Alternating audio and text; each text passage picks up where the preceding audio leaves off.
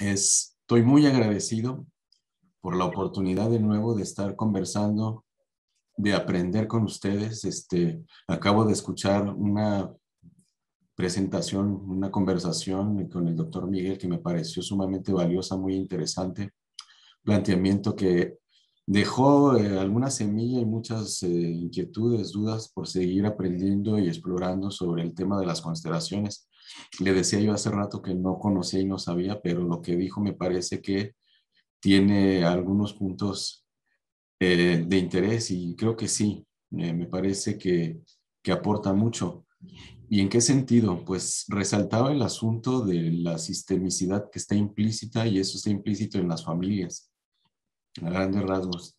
Y entonces yo justo por ahí trataría de hacer una presentación, de compartir algo y de aportar también parte de lo que he trabajado y el conocimiento que he ido acumulando, no mío, conocimiento de otros, el conocimiento es colectivo, y entonces yo solo soy alguien que ha, digamos, organizado un cierto material, que es el que voy a tratar de comunicar y compartir con ustedes el día de hoy.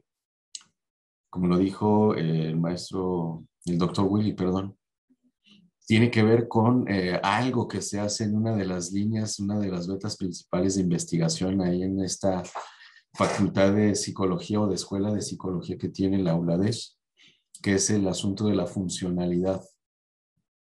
Lo dijo también el doctor Fernando en su apertura. No todo lo que hemos vivido desde que apareció la pandemia y cambió nuestra normalidad como la conocíamos ha sido favorecedor o han sido, digamos, efectos necesariamente positivos. Muchos de ellos, de los que se han visto, también son negativos y han tenido un impacto en nuestra manera de vivir como grupos familiares. Entonces, el tema que tengo entonces tiene que ver con este asunto de la funcionalidad y entonces entendiendo funcionalidad desde un punto de vista social o psicosocial como aquel tipo de actividades o de acciones que se realizan para alcanzar un fin y entonces diríamos hasta el conflicto social que puede surgir dentro de una familia tiene una función, diríamos, con un enfoque sociológico, no psicológico y tiene que ver justo con la presentación que nos hizo Willy. Yo soy sociólogo de formación, para quienes aún no me han conocido y van a conocerme el día de hoy.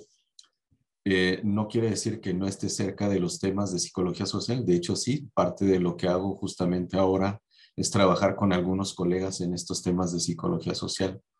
Y uno de ellos, pues, es este asunto de la familia, sus funcionalidades o sus disfuncionalidades. Y el tema que quiero compartirles a ustedes hoy tiene que ver con la violencia en el seno de la familia, mejor conocida por muchos de nosotros y de nosotras como violencia intrafamiliar, violencia doméstica, etcétera.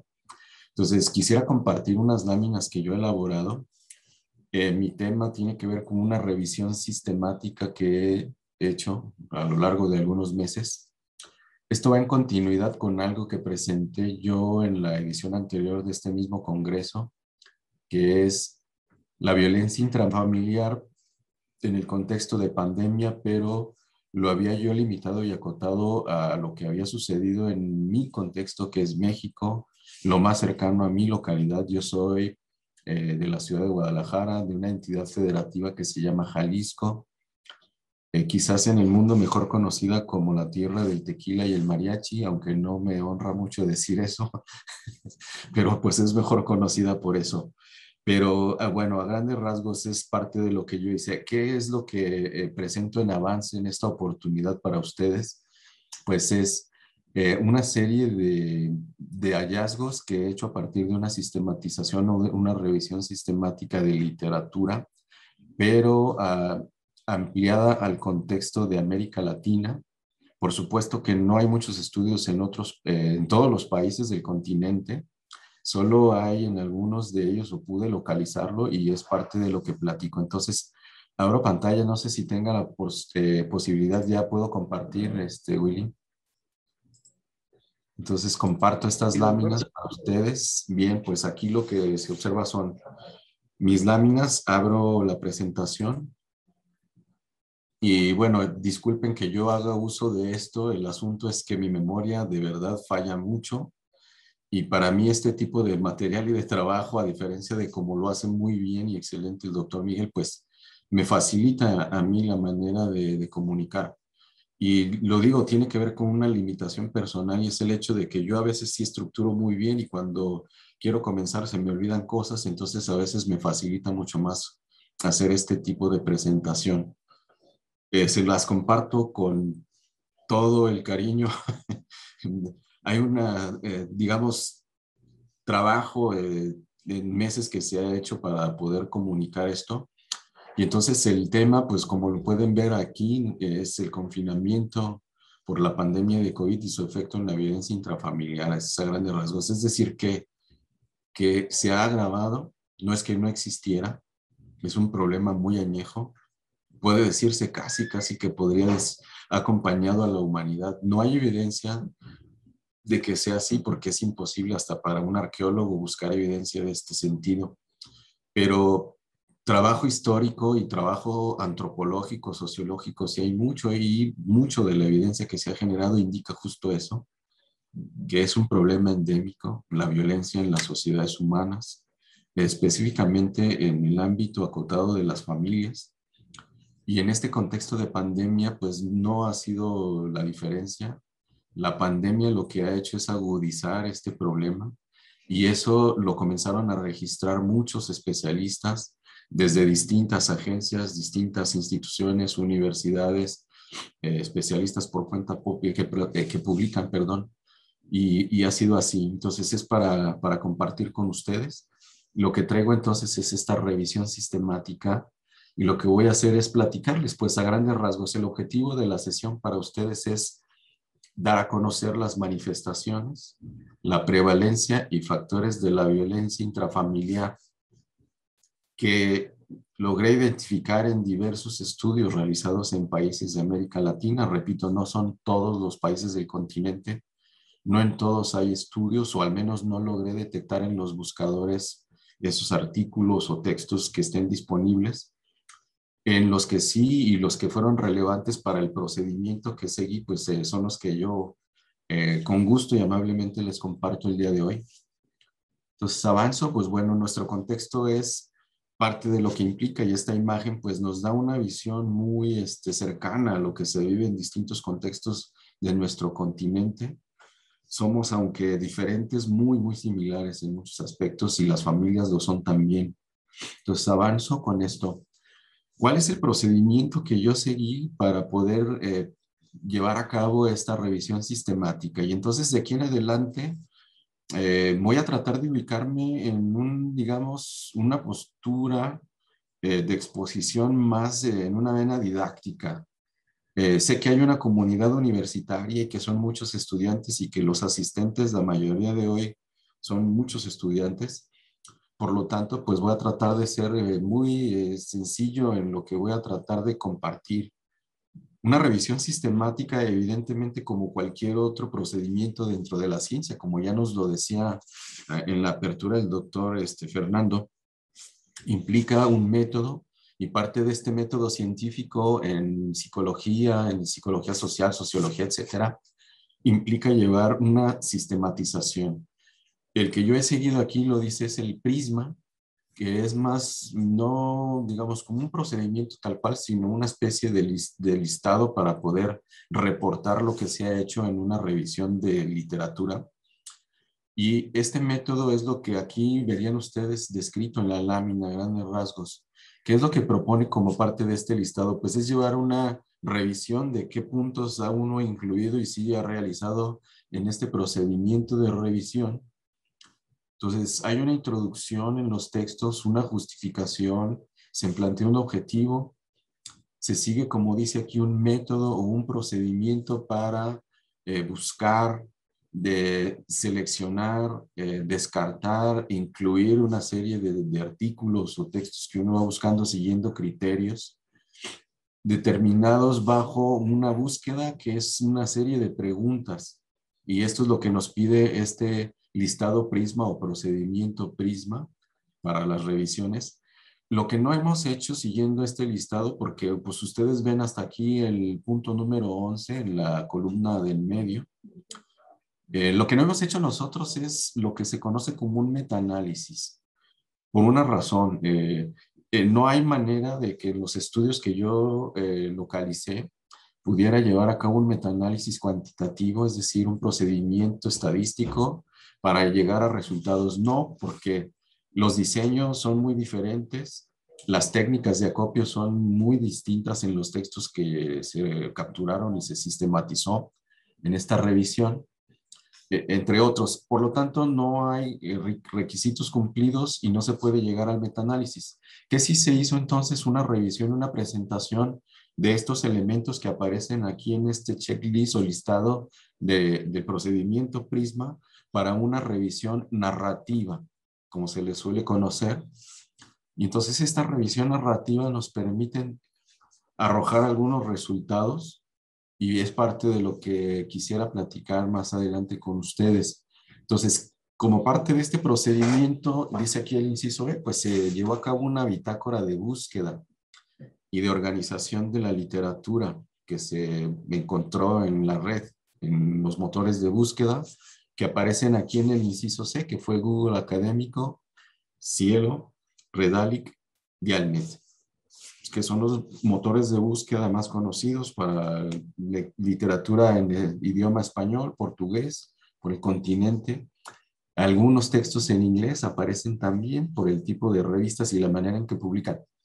Entonces, esta bitácora de búsqueda implica pues que uno deja asentado el motor en una hoja de Excel, en columnas y por filas, es decir, motores de búsqueda por filas, y luego estableciendo fecha de búsqueda, y digamos el sistema de conectores booleanos o las palabras clave que uno ha usado para hacer estas búsquedas, la cantidad de textos que arroja esa búsqueda, la manera en que uno va excluyendo los textos que aparecen con las búsquedas, etcétera. Entonces, con esta bitácora, lo que hicimos fue entonces hacer un proceso de cribado, de filtro, de selección, como quieran llamarle, a partir de algunos criterios de elegibilidad, como lo dice aquí el punto 2, es decir, cómo es que terminan incluyéndose algunos documentos o textos para esta revisión sistemática. Bien, entonces esto es lo que vamos a entender, este es el procedimiento general y las particularidades pues va a través de esta bitácora y de estos buscadores. ¿Implica esto que se excluyeron otros buscadores de literatura o de revistas científicas y demás? La razón, pues nos atuvimos a encontrar por ahora los artículos que sí están completos y sí están disponibles sin pago. Hay otros motores de búsqueda que ustedes conocen o bases de datos como Scopus, JCR, etcétera, ProQuest, que tienen muchos textos en inglés y demás, pero son de paga y por ahora no teníamos el presupuesto disponible. Eso será en una siguiente fase, una vez que nosotros identifiquemos esos documentos y tengamos a disponibilidad algún tipo de recurso, pues buscaremos la posibilidad de pagar por esos artículos. Pero por ahora entonces esto es así. Una revisión sistemática teniéndose entonces un método científico implica que uno debe contarle a las personas que nos escuchan cuál fue el procedimiento para que se pueda repetir y eso garantice dos cosas, objetividad y en cierta manera congruencia en términos de verdad, cómo se llevó a cabo y si es cierto que lo que uno encuentra está disponible o no en las bases de datos, en la red, etcétera. Es para esto. Y entonces, esta revisión sistemática en esta, digamos, como forma didáctica que estoy siguiendo, pues más o menos se elaboró así. Avanzo. Criterios de elegibilidad. ¿Qué es lo que aparece aquí en esta imagen? Pues miren, a grandes rasgos, son los criterios que seguimos para hacer el filtro y la selección de los estudios incluidos que aparecen aquí al final del diagrama, que es un diagrama que se elabora a partir de este registro o procedimiento Prisma, que es el que usamos para guiar el trabajo de búsqueda y selección. ¿Qué arrojó esto? Pues los estudios incluidos, como lo ven acá en la parte izquierda de la lámina, fueron 66. La recomendación que se suele hacer es que una adecuada, no diría excelente o buena, pero sí adecuada u óptima revisión sistemática de literatura debe de estar por encima de los 50 registros, es decir, 50 textos, artículos, tesis, qué sé yo, que se hayan identificado y descargado para su revisión. De estos, encontramos atendiendo a las siguientes preguntas. Primera de ellas, ¿qué es violencia y qué prevalencia tiene? Y con esta pregunta nos lanzamos a hacer una búsqueda con palabras clave e conectores booleanos, esos textos sobre violencia intrafamiliar, que es como el concepto genérico, y encontramos 25 artículos o textos sobre violencia doméstica, que es una derivación de lo que se suele llamar violencia intrafamiliar, violencia doméstica contra la mujer.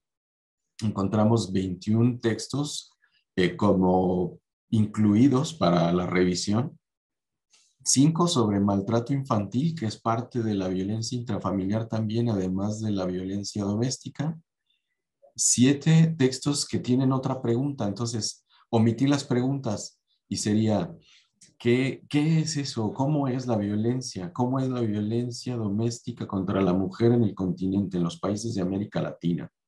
Luego, otra pregunta es, ¿cómo es, para describir cómo es el maltrato infantil en este contexto en América Latina? Obvio, y haciendo el énfasis, está sobreentendido ya que todo ha sido referido al contexto de pandemia, para no volver a repetir esto. Y 7 textos que tienen una pregunta y es de orden explicativo, es decir, buscando causas o factores desencadenantes posibles de la violencia intrafamiliar vinculados a este contexto de pandemia. Fueron 7. 5 sobre informes regionales que dan algunas cifras y 3 sobre algo que se suele conocer como interseccionalidad. Por ahora voy a omitir las definiciones de los conceptos centrales, eso lo haré un poquito más adelante. Solo diría que este es el procedimiento seguido. ¿Qué hacemos? Pues como lo ven aquí, se identifican los textos, se obtienen una serie de artículos a través de estas bases que les mencioné en la lámina anterior. De estos, por una parte, hacemos un registro de los examinados y se excluyen durante la búsqueda o identificación otra cantidad quizás muy grande de textos que arrojan las búsquedas de inicio. Luego, una vez capturados y organizados algunos de ellos a través de esta bitácora que les mencionaba yo también hace un momento, se hace una exclusión de registros porque no reúnen los criterios. ¿Y cuáles son esos criterios? Primero, pues no atienden a las preguntas. Segundo, refieren a asuntos distintos a los conceptos centrales que están en las preguntas. Luego, ya revisando un poco los abstracts que se empiezan a arrojar, lo que uno hace es excluir también de nuevo algunos textos de los que son examinados porque tienen quizá el concepto, pero tratan de otro asunto y el estudio no es necesariamente sobre lo que uno ha requerido hacer esta búsqueda. Por lo tanto, la revisión sistemática para lo que uno va a examinar queda a partir de esta primera exclusión y luego uno hace una revisión sistemática recuperada y finalmente esto nos da la posibilidad de incluir, una vez capturados y organizados los textos que uno va a revisar, pues tener la posibilidad de tener esa base, ese archivo que uno sí puede que uno sí puede revisar y está en condiciones de hacerlo porque es un número manejable realmente que puede uno leer en un tiempo razonable de unos meses. ¿Qué implica esto entonces? Que ustedes se darán cuenta de que es un trabajo que no necesariamente es demasiado rápido, aunque no tampoco es muy largo. Sí lleva unos meses este asunto de establecer criterios, seguir un procedimiento como es revisar rápidamente algunos abstracts y luego tener ahora sí un archivo, una carpeta con los textos que uno va a revisar. Bien, a grandes rasgos, este es el procedimiento, repito, estoy tratándolo de una manera didáctica para que se entienda en este contexto de dónde surgen los resultados que les voy a presentar y por qué son de esta forma.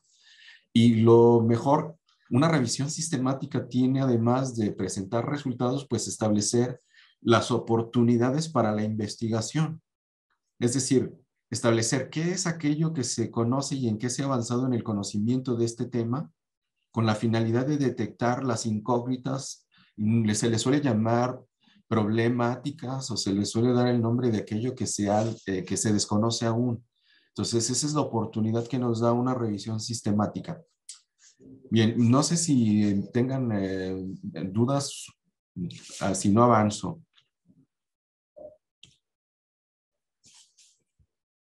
Bien, entonces, ¿qué se hizo? Una vez contando con los documentos, pues se hace una selección de los textos. Se incluyó, como dice aquí, solamente informes de agencias. ¿Cuáles agencias? Pues ONU, UNICEF, ¿sí? UNFPA, etcétera, etcétera, que nos arrojan información disponible que uno compara o contrasta con información estadística, porcentajes que se publican en estos artículos también, con la posibilidad de establecer más o menos la tendencia en un mínimo máximo posible y luego establecer qué es lo que está sucediendo en un contexto determinado, como lo es este. Entonces, agencias y qué más, se incluyó artículos completos, solo completos, en un formato que es el que dice aquí, PDF, de revistas científicas, algunos de ellos de revisión sistemática también, pero que no tienen un metaanálisis, por lo que yo establecí hace rato, porque no hay manera de comparar los diseños y las técnicas de acopio y análisis de la información. Y delimitándolo muy bien en un periodo que fue los años 2020 y 2021, que es lo que nos lleva de pandemia. Eso no significa que no exista literatura antes de este periodo, significa que queremos ver cómo se ha abordado la violencia a partir de la aparición de esta nueva normalidad que nos arrojó la pandemia de COVID. Entonces, ¿qué hicimos? Además, excluyó todos los textos que no reunían los criterios de búsqueda, es decir, que no eran sobre el tema necesariamente, que eran resúmenes solamente porque no eran texto completo, que eran un preprint, es decir, no eran todavía textos ya publicados y avalados por la revista, revisados por pares, etcétera. Se excluyó los textos que referían únicamente a proyectos, por ahora de investigación, y se excluyó artículos incompletos. Entonces son los criterios que no se reunían, ¿sí? Estos se distribuyeron en las siguientes categorías, como lo ven aquí en los incisos desde A hasta la E. La primera dice prevalencia de violencia intrafamiliar, que es como el paraguas, el concepto genérico. Violencia contra la mujer, que es parte de la violencia doméstica. Violencia doméstica, tal cual. Maltrato infantil, porque las familias, como nos decía el doctor Miguel, pues es un sistema integrado por varias personas que cumplen funciones, roles distintos, con edades distintas, autoridad distinta, etcétera. Y entonces lo común es que la violencia suele ejercerse contra aquellos que son más vulnerables a percepción de quienes agreden o la ejercen.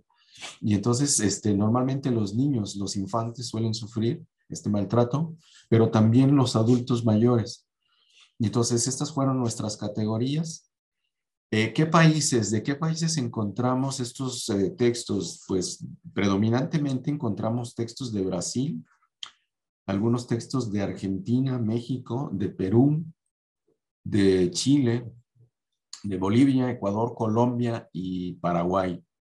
El resto de países no significa que no estén investigando, pero al menos no encontramos en estos motores de búsqueda artículos que reunieran los requisitos que nosotros establecimos. Parte de los que ya he platicado, pues no me regreso. Entonces, como verán aquí en las imágenes, pues hay otra serie de motores de búsqueda. Estos que están aquí fueron excluidos por lo que les decía yo anticipadamente. Normalmente los artículos tienen un costo y por ahora pues no disponíamos de ese recurso para hacerlo. ¿Por qué? Pues bueno, no, no soy rico y dos, trabajo para una universidad pública donde los recursos pues necesariamente son limitados y se distribuyen y asignan de múltiples formas. Entonces, no contamos por ahora con eso, pero sí hay un avance y bueno, comparto. Entonces, continúo. ¿Qué operadores booleanos? Como pueden ver aquí en la lámina a la parte izquierda, Repito, estoy con ustedes platicando de una forma como más didáctica para que ustedes vayan viendo paso por paso qué fue lo que hice yo con esto que llamamos revisión sistemática. Y yo creo que puede ser de utilidad para muchos de ustedes que están formándose todavía como estudiantes. Y creo que eso es parte de lo valioso que yo supongo que puede tener esto. Si nosotros retomamos esto que dice aquí como operadores booleanos, ¿qué es un operador booleano? Es un conector. Por ejemplo, el más, estas crucecitas, las comillas que tienen las palabras, el signo de menos que está antes de las palabras. Puede haber unas en español como I, otra letra como la O, que permite hacer conexiones. En general, ¿qué hacen los conectores o operadores booleanos desde un punto de vista sintáctico en estos buscadores o tecnologías? Pues lo que hacen es excluir e incluir el tipo de palabras que vamos a encontrar en los textos, es decir, en los artículos, tesis y demás que nos van a arrojar estos sistemas de búsqueda. Y entonces la búsqueda que hicimos nosotros, bueno, aquí se me fue una comilla donde dice masculinidades, debería de haber comillas también para precisar ahí, se me fue error de dedo, pero entonces, por ejemplo, violencia intrafamiliar con comillas, eso significa que me va a buscar esas dos palabras a la vez juntas en los textos, más la palabra que tiene este 19 a un lado, que es COVID, entrecomillado, más América Latina. Todo eso va a aparecer y me va a arrojar todos los textos o artículos que tengan estas palabras en el cuerpo del texto o en los títulos de los documentos.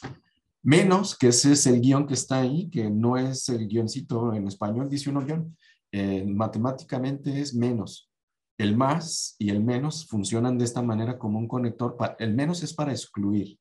Y entonces, ¿qué quitamos como parte de los criterios? No queríamos textos que hablaran sobre legislación, porque no era nuestro objetivo saber si hay legislación, si se estaba legislando o no en favor de este asunto de la violencia para minimizarla, contenerla, etcétera. Y tampoco el asunto de las masculinidades, esto quedó excluido, el menos masculinidades, por un asunto sencillo. No nos interesaba por ahora saber si los hombres están cambiando en este contexto, si tienen un rol más, con una convicción menos machista, etcétera. Es decir, con unas actitudes favorables a la mujer y menos hacia el machismo. Entonces, todo esto quedó fuera de los textos, por lo tanto, los textos no hablan de legislación ni hablan de masculinidades, y lo que nos arroja, como ven aquí, ya sí les tengo estas capturas para que vean cómo es que, por ejemplo, es un ejemplo de cómo Google Académico lo hace, nos arroja, vean el recuadro que tiene esta línea roja, de inicio 1650 resultados. Es decir, 1650 textos entre tesis, artículos y demás que tendrían esta exclusión de palabras y la inclusión en los documentos. Por supuesto que una búsqueda de esta forma no sirve mucho. ¿Por qué? Pues no tenemos el tiempo, no somos superhéroes para estar leyendo tanto documento en tan corto tiempo. Y lo que uno tiene que hacer es hacer una búsqueda mucho más delimitada. Y para eso son estos operadores booleanos. Entonces, en una segunda, como se ve en la parte de aquí arriba, a la derecha, se hace una búsqueda con un operador booleano, le incluimos la palabra prevalencia, que no aparecía, por ejemplo, acá, termina hasta donde dice más América Latina. Le ponemos prevalencia, eliminamos legislación, eliminamos la palabra masculinidades, que seguro estaban en todo este listado de las 1650 referencias que nos arroja. Nos da un resultado mucho más manejable y resumido, vamos a decirlo, como lo ven en el recuadro, de aproximadamente 293 textos. Eso es mucho más sencillo de revisar, de meterse a ver los abstracts, de ver cuál sí sirve, cuál no nos va a servir, cuáles cumplen los criterios, etcétera, para ir haciendo esta especie de filtro aquí mismo en el buscador. Y a partir de este resultado que nos arroja, entonces sí podemos comenzar a elaborar esa bitácora en el Excel que yo les decía, con la finalidad de ir aún más lejos y como lo pueden ver al final, Incluimos un segundo operador booleano, perdón, adicional operador booleano y una palabra más, que era revisión sistemática, entrecomillada, para tener toda esta cadena de palabras y operadores booleanos que nos da un resultado mucho más manejable aún, que son, como lo ven en este recuadro en la parte de abajo, de 19 resultados, es decir, 19 textos por revisar, que tienen una revisión sistemática también a su vez. De estos 19, ya aplicando el asunto de estas bitácoras, nos damos cuenta de que no todos los artículos que nos propone este motor de búsqueda reúnen los requisitos y al final solamente nos quedamos con 6 textos de esta búsqueda sistemática. 6 textos, como les decía yo hace rato, que son los que tenemos como resultado. Regreso un poco aquí para que vean al final. Esta búsqueda que hicimos es la que nos arroja estos números que aparecen aquí a la izquierda en la lámina. Y avanzo. ¿Qué resultados tenemos? ¿Qué nos dice la lectura de estos 66 textos que revisamos a lo largo de un cierto tiempito? Bueno, de entrada, pues una de las preguntas iba dirigida a establecer la definición. Y a partir de lo que hemos leído encontramos como una constante. Y eso es lo que nos permite hacer esta revisión. Encontrar diferencias y encontrar las similitudes en este proceso de lectura de la literatura recabada. Primero, entonces, una definición de base. ¿Qué es esto? La familia. La familia encontramos que refiere a un grupo integrado por 2 o más personas, emparentadas entre sí, como dice aquí, hasta el 4º grado de consanguinidad y 2º de afinidad. Lo que implica, y en parte me hacía mucho sentido lo que nos estaba contando, platicando el doctor Miguel.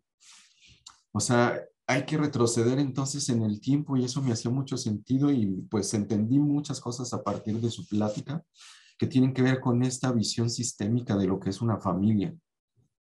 Entonces, hay un 4º grado, hay muchas generaciones de por medio atrás quizá, y en un 2º de afinidad, es decir, de sangre, pero también quizás no de sangre, sino de ley, porque la ley permite que nosotros también formemos familia. Y el asunto importante aquí, pues es que convivimos de manera habitual en una vivienda, en un hogar, y tenemos un presupuesto común para hacer frente a las necesidades materiales como grupo familiar. Entonces, a grandes rasgos, eso es lo que encontramos. Y esta definición que me pareció la más pertinente la encuentro en un texto de Díaz que tiene este año. Ahora, refiriendo entonces ahora vamos viendo violencia. Dado que este es el asunto central para nosotros, la violencia refiere a un tipo de conductas humanas que algunos individuos o grupos sociales efectúan de manera reactiva o intencional. Y aquí yo quisiera enfatizar esta parte. A veces creemos que solo es intencional, es decir, está planificado y actuamos de una manera racional para dañar a algo, a alguien, un animal, etcétera. Y no necesariamente sucede así. También tenemos a veces reacciones, es decir, lo que implica parte de irracionalidad, es decir, mucho de afectos, de emociones, quizás algunas de ellas muy negativas que nos llevan a tener este comportamiento. Y la parte relevante dice, es un tipo. Hay muchas conductas humanas.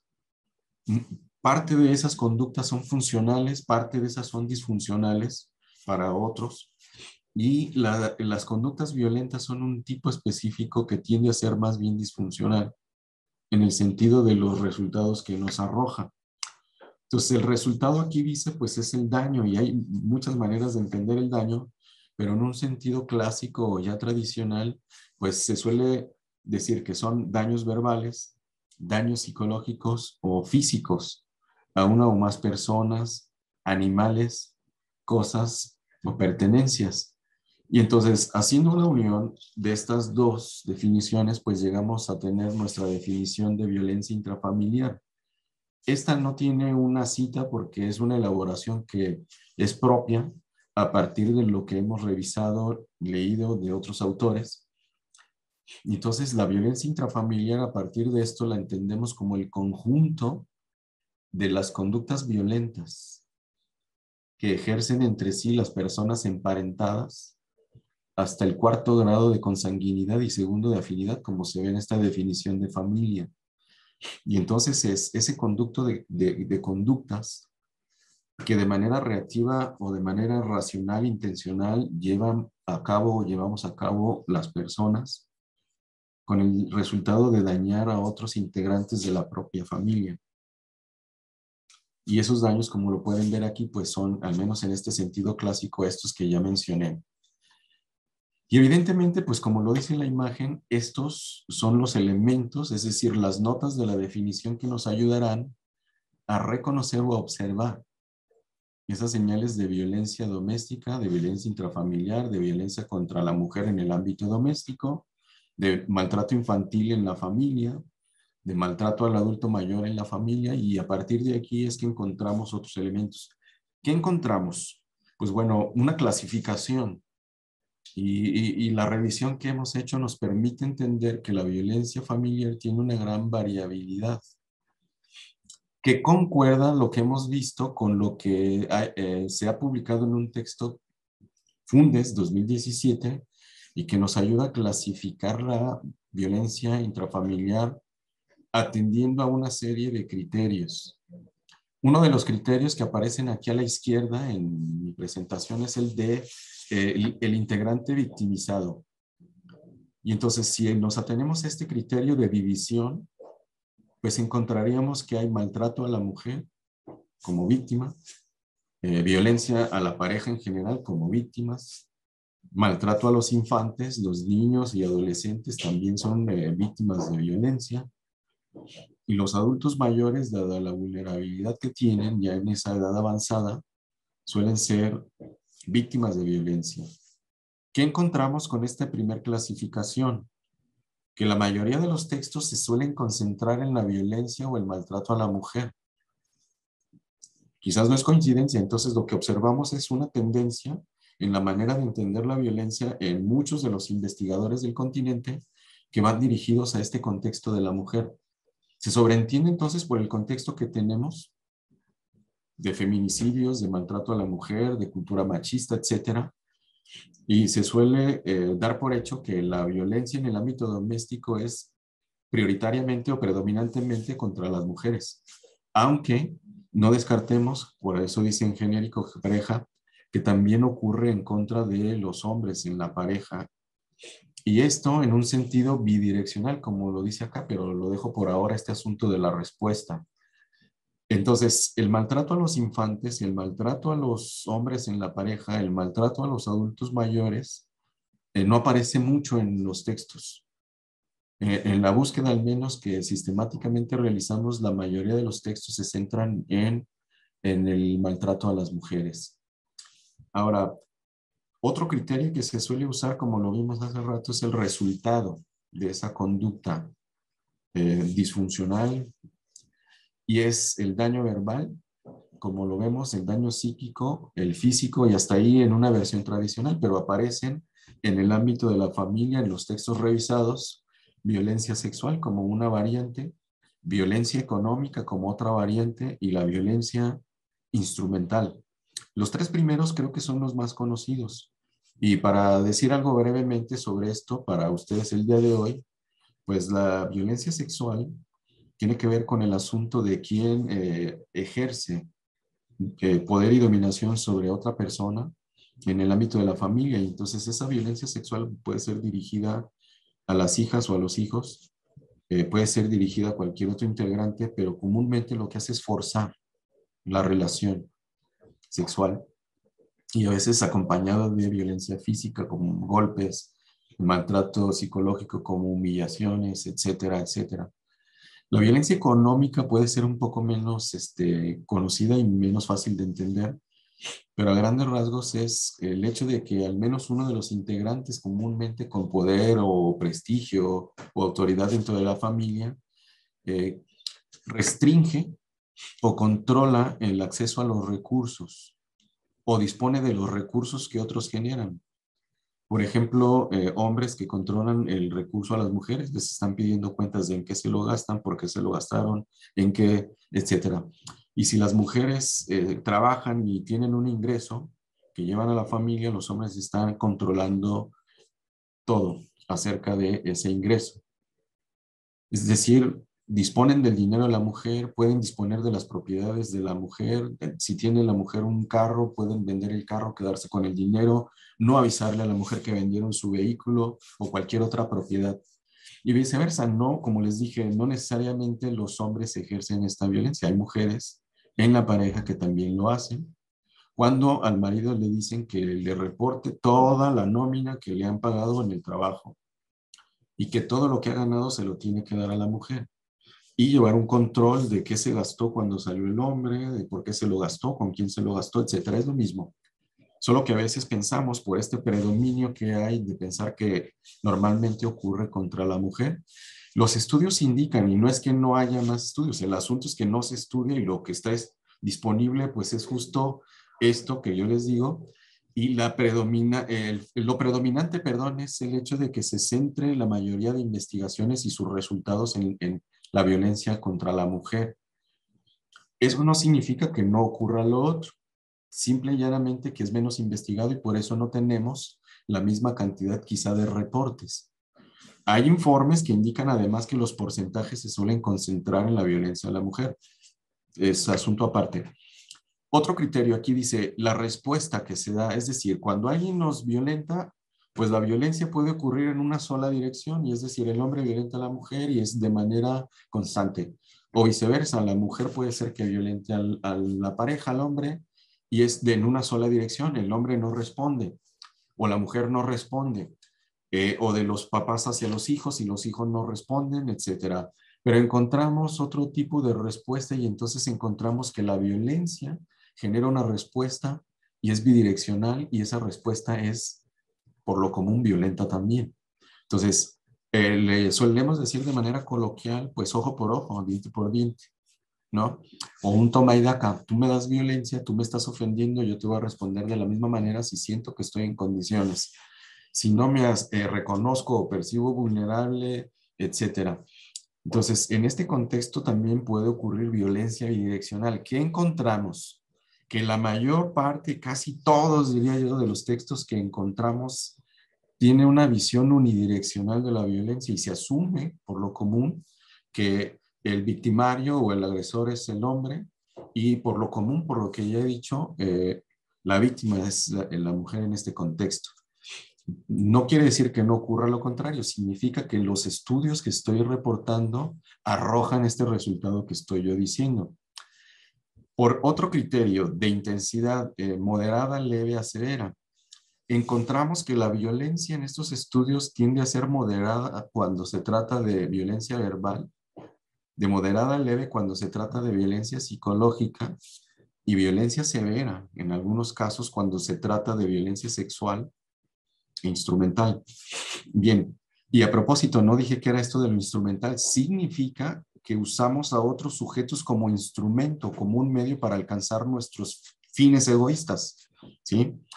Que puede ir vinculada o asociada con otros tipos de violencia, como veríamos hace rato por el resultado. Y entonces uso como instrumento a mi mujer, pero estoy ejerciendo una violencia sexual porque yo necesito dinero y la uso para prostituirla y llevo hombres a mi casa para que tengan relaciones y obtener dinero a través de esas relaciones sexuales que tienen con ella.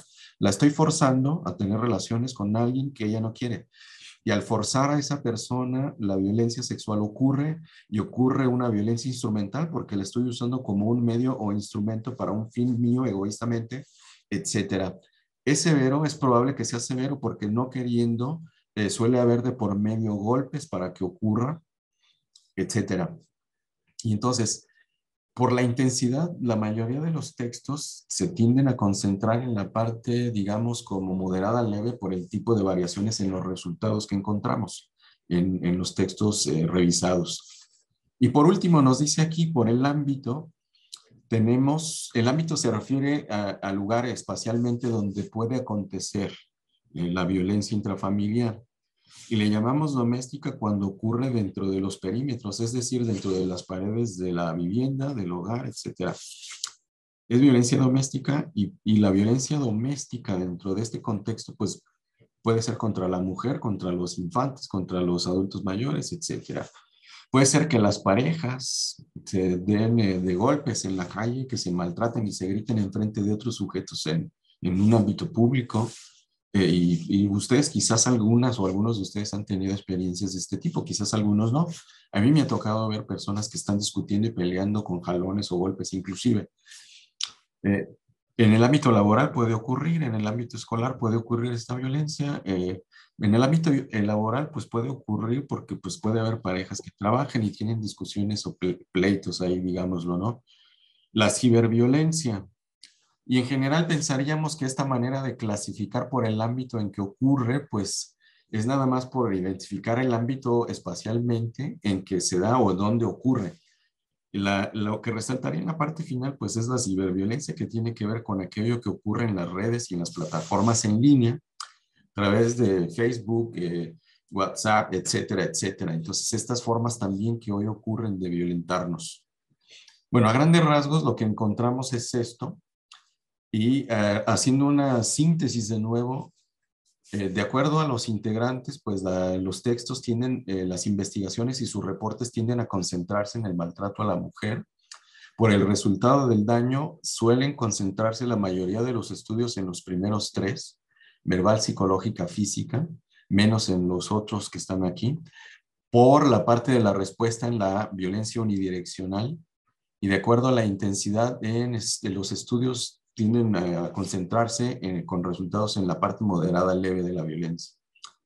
Bien, aunque hay algunos que destacan un porcentaje menor el asunto de la violencia severa, como lo veríamos si es aplicada a la mujer en el ámbito doméstico, etcétera, como feminicidios. Y por el ámbito, pues ya lo dije, ocurren predominantemente en el ámbito doméstico en este contexto de pandemia. Y al final quisiera hacer una breve mención de esto que aparece aquí en la parte izquierda de mi lámina, en la parte baja, donde se menciona este concepto de interseccionalidad descriptiva, porque podemos pensar la interseccionalidad con un propósito explicativo, es decir, para identificar factores condicionantes o factores de riesgo o protectores para que ocurran estas conductas. Interseccionalidad que proviene de la palabra intersección, es decir, ¿qué es una sección? Un segmento, una categoría, como lo ven aquí, mujer, físico, severo. ¿Qué hacemos? Cuando nosotros acumulamos o juntamos este tipo de categorías de la clasificación que tenemos, hacemos algo llamado interseccionalidad. Es descriptiva cuando nosotros únicamente queremos ver cómo es y cómo se comporta, por ejemplo, un fenómeno de violencia que nos arroja como resultado. Si es muy severo y es maltrato físico y está dirigido a las mujeres, esta interseccionalidad nos va a decir que se trata de feminicidio, ¿sí? Y así sucesivamente. Entonces, podemos inclusive hacer interseccionalidad añadiéndole otras categorías no necesariamente que provienen de esta clasificación, sino, por ejemplo, una categoría, situación socioeconómica eh, precaria, pobreza, nivel educativo bajo. Y entonces yo voy uniendo condiciones para estas categorías hasta encontrar ese subconjunto de la población que reúne todas estas características y ver qué está sucediendo con este subconjunto. Y lo que nos dice la interseccionalidad descriptiva es que tiende a concentrarse en el estudio predominantemente de este fenómeno en las mujeres como feminicidio, como un asunto grave. Yo no digo que no lo es, sí es muy grave. Y los textos que revisamos nos indican justo esto a partir de lo que hemos leído de una manera sistemática. La interseccionalidad nos puede servir para hacer también estos otros cruces o conjuntos. Por ejemplo, puedo hacer un uso de lo mismo, violencia física, pero en este caso con maltrato infantil, ver el tipo de daño severo y encontrar que este maltrato va dirigido a ocasionar daños físicos irreversibles inclusive que pueden llevar al homicidio, al infanticidio.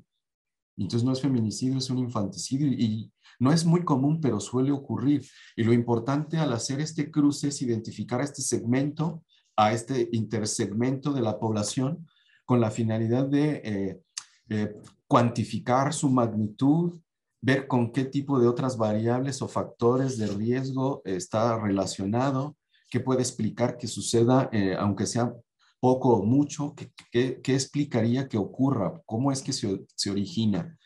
Bien, y entonces esto nos va a servir también para entender el contexto de pandemia como una categoría, ¿sí? La ocurrencia de un evento de coyuntura que no necesariamente tiene que ver con la dinámica familiar, pero que es un factor condicionante para el agravamiento de esto que nosotros tenemos aquí en estos cuadros, en la lámina.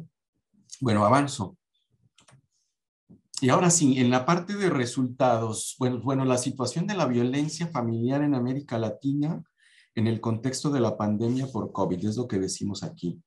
Y lo que observamos, bueno, yo tengo un recorte y a partir de todos los textos leídos, todos los textos que son cuantificables y tratan de describir con porcentajes qué es lo que ocurre a partir de una de las variables, que es incremento, incremento de violencia, medida, como lo ven aquí, bueno, está en inglés, medida a través de lo que son las llamadas por teléfono a las instituciones de ayuda para reportar que se sufre o se estaba experimentando violencia en el ámbito doméstico, eh, familiar. Resulta que sí, lo hemos encontrado en los textos que revisamos, de los países que mencioné yo al inicio de esta presentación, que hubo un incremento y observen, el caso más grave que podemos nosotros observar está aquí en la primera de las barras, en este orden, hubo un incremento de 130% de violencia en el ámbito familiar durante la cuarentena para el caso de Colombia, que es el mayor. También ocurre en Chile con un 70% de llamadas para pedir auxilio o ayuda, para reportar que se está sufriendo violencia. Lo mismo sucede, aunque ligeramente en un porcentaje menor de incremento, en el caso de Argentina. Y evidentemente, pues tenemos aquí la referencia. Estamos hablando a partir de abril del 2020, que fue cuando nos mandaron a la cuarentena o a la contingencia, a guardarnos en nuestras casas. Y luego tenemos el caso de Brasil, que también tiene un incremento menor que el de los otros países. Y al final aparece México para una página que ustedes pueden encontrar en la red, que es Estatista. El documento pues se acaba de descargar en este año, es disponible para 2021, aunque por como saben ustedes, la información no se suele generar tan rápidamente y muchos de estos datos todavía están referidos al año anterior. ¿Por qué? Porque la manera de recabar, de encuestar o de hacer los cuestionarios para saber cómo van las tendencias o de hacer un registro, filtro y análisis de los reportes de violencia en las instituciones tampoco es muy sencillo ni rápido. Entonces, aquí están estos resultados con más o menos, digamos, en unos intervalos de estos porcentajes de incremento, son consistentes en todos los documentos que cuantifican este fenómeno de incremento de la violencia durante la pandemia. ¿Y de qué nos habla esto? Por una parte, de un asunto preocupante. Como lo decía el doctor Miguel, pues esto que hacemos no es de hoy, viene de tiempo atrás y tendrá un impacto al futuro, corto, mediano o largo plazo, pero seguirá teniendo un impacto en los grupos familiares donde esto ocurre. Y en ese sentido es a lo que yo me refiero como algo grave. ¿Qué sucede entonces? Que nos mandan a encerrar y uno pensaría, y ese es el supuesto, por eso me parece sorprendente y me parece grave, el hecho de que se reporten estos incrementos en la violencia en el ámbito familiar, en el ámbito doméstico, porque como nos decía el doctor Willy, pues se supone que las familias, ese es el supuesto, deben ser funcionales y la funcionalidad debe ser en un sentido positivo. Las familias, en un sentido positivo de sus funciones, realizan una serie de acciones de manera conjunta como grupos, como sistemas, para, en un sentido global, propiciar el cuidado, el desarrollo humano, es ser soporte emocional en momentos difíciles, como lo podría haber sido este contexto de pandemia.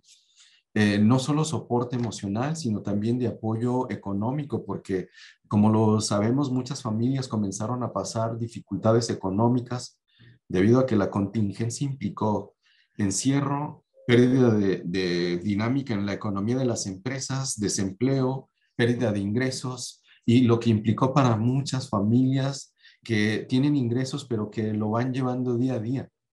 Y en este contexto uno pensaría que lo que podría haber era soporte y apoyo material, emocional. Eso es funcional, pero lo que uno observa en muchos casos es que justamente ocurre lo contrario. Eso es lo que sorprende y eso es lo grave, pero no solo porque ocurra, sino por la intensidad como se observa en países como Colombia. En el menor de los casos, como puede parecer México, los datos que se arrojan son estos. Yo lo único que diría, quizás es la forma de medir lo que nos arroja estas cifras. Y por eso digo, pensando en intervalos de confianza más o menos, podríamos pensar inclusive que podría ser mayor, que podría ser menor. ¿Por qué? Porque hay un subregistro debido a la manera en que se registra. Como esto depende de un reporte, de una llamada por teléfono, quizás no todas las personas tienen oportunidad de hacer una llamada, no todos tienen un teléfono a la mano o alguien le quitaron la manera de comunicarse. Para poder llamar tendrían que haber salido porque no tenían ese teléfono a la mano. Y diría yo entonces hay un subregistro en esta manera de verlo. Es probable que este número sea mayor y que por lo tanto el incremento sea más drástico de lo que parece aún aquí. Solo haría esas acotaciones. Entonces dice, después de abril, acá vemos a la derecha, se observó un fuerte aumento de casos de violencia de género. Predomina el asunto de la violencia contra la mujer en varios países de la región. En contraste con lo que ocurría en el resto del mundo, hay un dato que dice que se incrementó en 20% en otras regiones, es decir, ya en una suma de frecuencias global. Datos de la ONU indicarían que en este año, contexto de pandemia, ocurrió en un 20% y comparando lo que ocurre con América Latina, vemos que los países se colocan en una situación por encima de este dato mundial, lo que me parece, además de lo que dije, también por esto me parece grave. Significa entonces que vivimos en unos países gestores de violencia, de una violencia estructural que encontramos en las instituciones que producen de manera colectiva las comunidades, nuestras propias organizaciones, lo que sucede en el interior de los sistemas familiares. Y entonces esto pues debería de hacernos pensar y hacer saltar, digamos, las campanas porque algo no muy bueno y positivo surgió de este contexto. Y diríamos, pues somos humanos y podemos reaccionar así. Pues sí, no todos los humanos reaccionaron así, algunos. Y esa es la parte relevante que tendríamos que tener en consideración como expertos de la psicología general, como especialistas de la psicología social, etcétera. Bueno, avanzo, esto es lo que ocurre a nivel, digamos, de prevalencia en el contexto de la violencia intrafamiliar en América Latina durante la pandemia en el año 2020. Para contextualizar un poco desde el lugar donde yo estoy, que es esta entidad federativa de México llamada Jalisco, también se observó un fuerte aumento de casos de violencia intrafamiliar. ¿Y de dónde viene? Pues hay un reporte de este autor, Melchor 2020, y las dos gráficas nos sitúan, nos posicionan. A la izquierda el gráfico 1 y a la derecha el 2 que refiere a la ciudad de Guadalajara, que es de donde provengo yo. Una ciudad que tiene aproximadamente unos 8 millones de habitantes, que es la tercera en tamaño en México.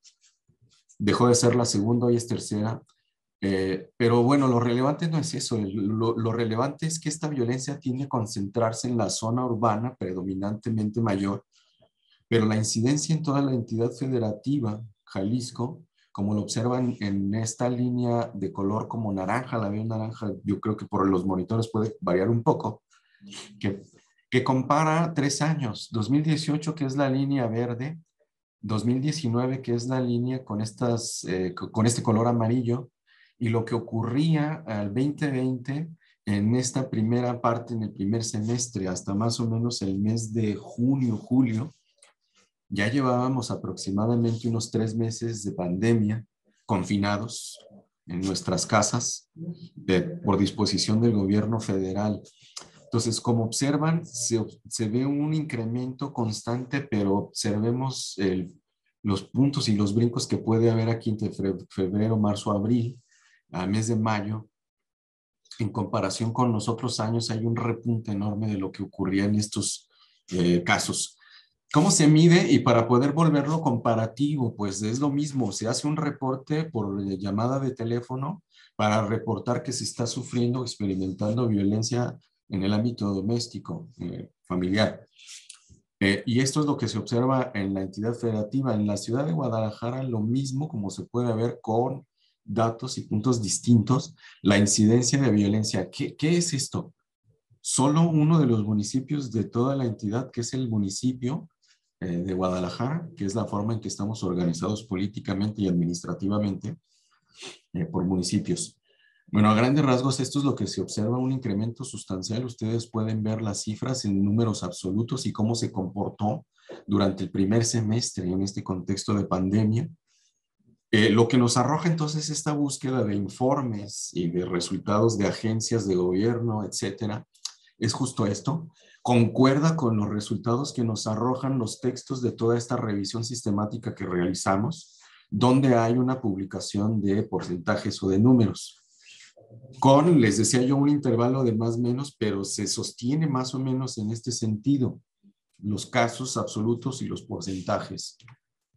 Ahora, cambiando de categoría, no de violencia intrafamiliar en general, sino de violencia contra las mujeres en América Latina, durante la pandemia de COVID, año 2020 de nuevo, observamos lo que tenemos aquí. Dice el Fondo de Población de la ONU para comparar lo que ocurre en América Latina, que está a la derecha, contra lo que ocurre en otras partes del mundo. Dice el Fondo de Población de la ONU ha informado que los casos de agresiones contra la mujer aumentaron 20%. Concuerda con esta medición que tienen de violencia intrafamiliar, no sé si la recuerdan en la lámina pasada. Nos dice, la ONU Mujeres ha informado que 243 millones de mujeres en este tramo de edad de 15 a 49 años experimentaron algún tipo de violencia en algún lugar del mundo. Y si los eventos de violencia se incrementaron durante el 2020 en la mayoría de países para las mujeres en América Latina. ¿Cómo es? Observemos por países. En el caso que ustedes tendrían como relevante, pues en Perú se reportó un aumento de llamadas de emergencia de mujeres que reportaban sufrir o experimentar violencia en el ámbito doméstico. El número, pues nada honroso, dice 43.2% de incremento. En Argentina se reporta uno de 70% y que coincide más o menos con el reporte de violencia familiar. Lo mismo, muy parecido al de Colombia. Y en Chile también, que es muy parecido, con ligeras variaciones. En el caso de Argentina, tenemos aquí 70% y 67% para la violencia intrafamiliar. En Chile, 70 más o menos consistente, y hay una diferencia sustancial. Aquí se reporta en México un 103% de aumento de violencia contra mujeres. Como habíamos visto en el otro gráfico, era de 25% para el ámbito familiar en general, ¿sí? ¿Qué incluye entonces en el ámbito familiar? Pues a todos los integrantes, no solo a las mujeres. Aquí estamos particularizando contra uno de los integrantes. Y en Brasil nos dice que se reporta uno de 30%, un aumento de 30% en este mismo periodo contra las mujeres, específicamente de mujeres. Entonces vemos, la violencia familiar en Brasil era de 25, aquí hay un incremento ligero, 5% más, y por eso les decía, los números pueden variar de un artículo a otro, de un texto a otro, pero estableciendo más o menos un corte mínimo y un máximo, vemos que se sostienen en estos porcentajes o rubros. ¿Qué sucede entonces? Pues de nuevo lo que yo decía, tiende a concentrarse predominantemente en las mujeres y dos, por países. Curiosamente en Brasil, que tiene el menor porcentaje de aumento, es donde hay un mayor número de publicaciones sobre el tema. Y esa es la parte que quería comentar y compartir para ustedes que resulta de esta revisión sistemática. El resultado es entonces que Brasil investiga más y experimenta una de las tasas o de los porcentajes más bajos de violencia contra las mujeres y en el ámbito intrafamiliar. Bueno, avanzo. Ahora, una parte muy importante y relevante que quisiera resaltar yo es, como les decía, hay algunos textos que se enfocan no tanto en describir a través de la prevalencia o magnitud de este fenómeno, sino de factores vinculados con la violencia intrafamiliar en general, con la finalidad de explicar el origen de este fenómeno. Y entonces algunos autores vinculan a través de estas revisiones y los textos que encontramos, eh, perdón, vinculan, vinculan la violencia intrafamiliar con estos factores que aparecen aquí en este listado. Primero, nos dice que las familias son disfuncionales y que en una familia disfuncional por diversas razones es altamente probable que aparezca como efecto violencia. ¿Y qué entenderíamos nosotros por una familia disfuncional según lo que revisamos? Según estos textos, pues lo que encontraríamos son familias que no cumplen, o al menos los integrantes de las familias no cumplen con un rol central. Hay una parte que no se comunica de la manera más amable, asertiva, lo que puede llevar a tener conflictos. Los conflictos no se suelen tratar ni resolver de la manera más racional posible. No estamos hechos, como decía yo, siempre de una racionalidad constante. Y mucho de la disfuncionalidad proviene del hecho de que seamos irracionales, etcétera. Pero bueno, ¿cómo agruparíamos esto? Hay dos maneras de verlo. Hay factores de contexto, como lo veríamos aquí. Los factores de contexto son aquellos que no están dentro del individuo, es decir, no están en su psique. Y son familias disfuncionales, niveles de escolaridad, un tipo de dominación autoritaria, que es un proceso social que tiene que ver con el ejercicio del poder, las conductas aprendidas, que no necesariamente tampoco es un proceso psíquico por sí mismo o puro, pobreza, desempleo que ocurrió en este contexto y una conducta social que es la adicción y el consumo de lo que dice aquí, sustancias psicoactivas, es decir, drogas sintéticas, eh, el escaso acceso a servicios de auxilio que pueden tener algunos sujetos, que sabiendo los integrantes que normalmente son victimarios, que no están disponibles, pues propician esto. Y dos, lo que diríamos aquí abajo, el incremento, ahora sí los que son de psíquicos o que estarían siendo parte de lo que no es del contexto social, los rasgos disfuncionales de la personalidad. Por ejemplo, algunos textos abordan la dependencia emocional de una parte de la pareja, lo que hace que sea repetitivo este tipo de conducta, entre otros rasgos disfuncionales de la personalidad. El incremento de estresores, y evidentemente pues esto les va a quedar mucho más claro. ¿Qué es eso de los estresores que produce la pandemia? Sencillo, nos mandan a encerrar y estando encerrados la dinámica y la manera de interactuar entre los integrantes pues cambia y se altera, ¿sí? No ocurre de la manera en que estamos acostumbrados a que ocurra, ni en tiempos, ni en momentos, ni realizando las actividades que comúnmente se realizan. Es decir, hay un cambio en los tiempos, espacios de las rutinas que realizamos. ¿Y qué significa esto? Que pues por lo común, si no trabajábamos, nos mandan a trabajar a la casa, si es que tenemos el empleo, pues tenemos que realizar una labor que normalmente no realizábamos en un lugar que no es el adecuado, que otros van a juzgar que no es propicio, etcétera, etcétera. Estos estresores, pues lo que hacen es alterar nuestra psique. Y por aquí vendría esto de los estresores, las actitudes y creencias sobre el amor romántico que también se suelen mencionar en algunos documentos y que tienen, al parecer, algún tipo de asociación o vinculación con la violencia intrafamiliar. En general diría yo que estos factores de contexto, socialmente hablando, pues son los más estudiados o los que más se suelen mencionar en estos estudios que se recabaron, que se revisaron. De conductas aprendidas, sobre todo, hay una gran tendencia a hablar de ello.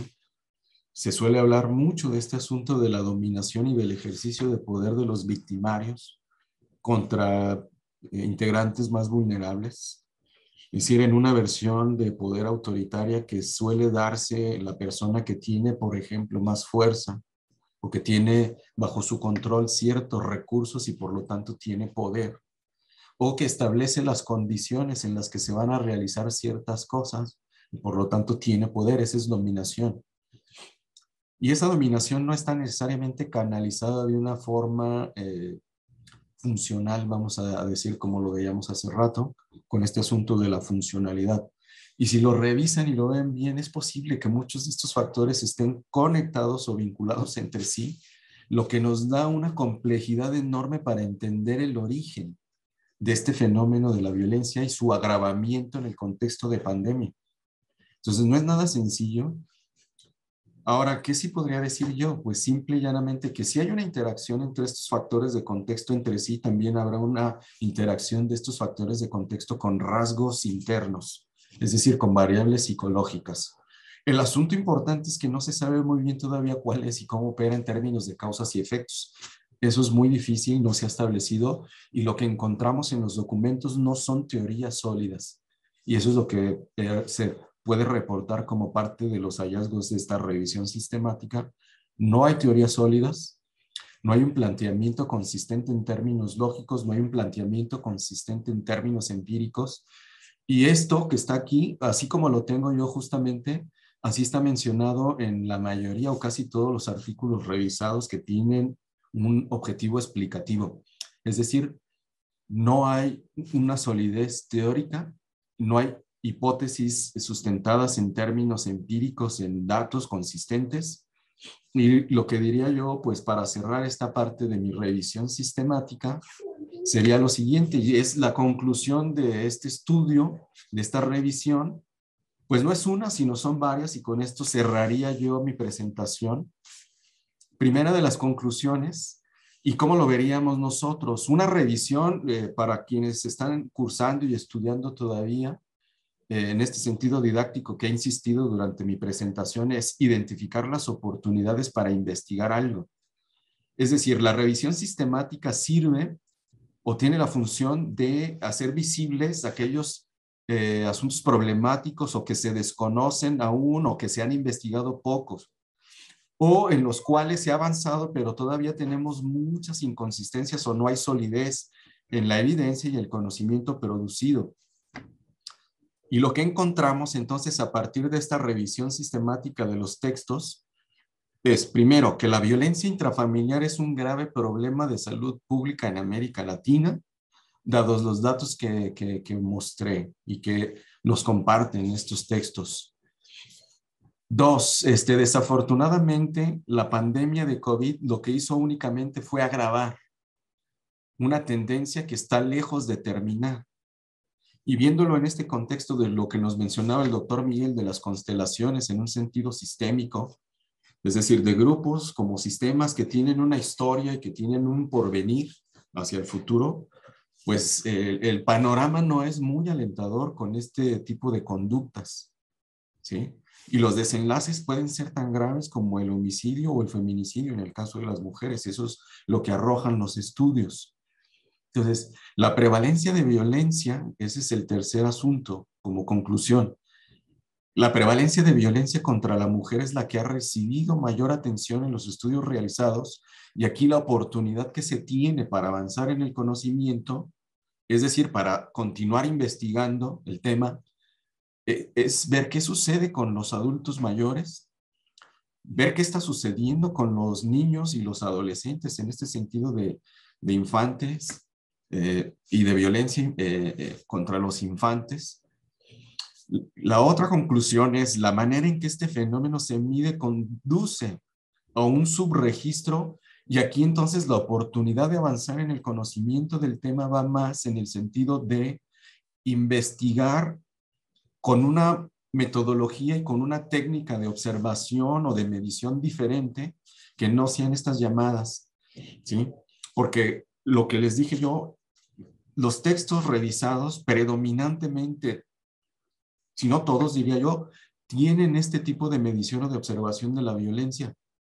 Y yo sospecho que esto conduce a un subregistro serio muy importante. Y por lo tanto, una manera de ir mejorando en el estudio y en la investigación del fenómeno es realizar investigaciones que mejoren la metodología o la técnica de observación, y ahí está la oportunidad.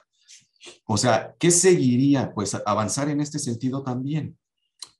Y esta revisión sistemática nos da otra oportunidad. En conclusión, se observan sesgos muy importantes en los diseños de investigación que son explicativos, es decir, que tratan de decirnos cuál es el origen del fenómeno, o sea, su causa. ¿Y qué sesgos encontramos? Pues de manera regular, perdón, o consistente, observamos en los textos revisados que no tienen un adecuado planteamiento teórico en términos lógicos consistentes, y eso induce sesgo. No hay una teoría, por lo tanto, que nos ayude a vincular de manera económica y clara las variables relevantes, y eso induce a sesgos o a explicaciones débiles en términos teóricos.